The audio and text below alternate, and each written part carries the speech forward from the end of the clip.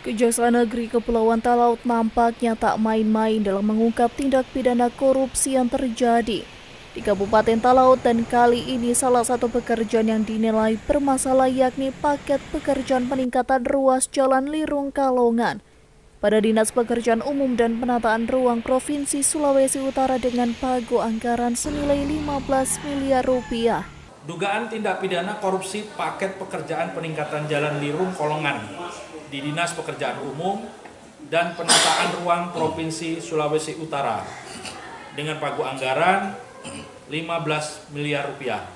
Ini juga masih kita lanjutkan, masih dalam proses berdasarkan surat perintah Print 33-P-1-17-FD 2023.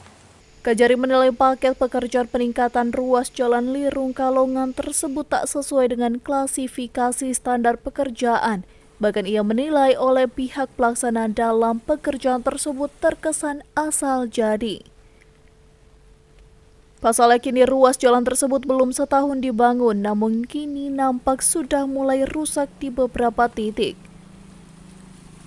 Berdasarkan surat perintah nomor 33-P-1-17-FD tahun 2023 tersebut, pihak Kejaksaan Negeri Kepulauan Talaut menaikkan status dari penyidikan menjadi penyelidikan, dan prosesnya pun tinggal menunggu audit BPKP yang nantinya akan segera ditindaklanjuti pihak Kejaksaan Negeri Kepulauan Talaut.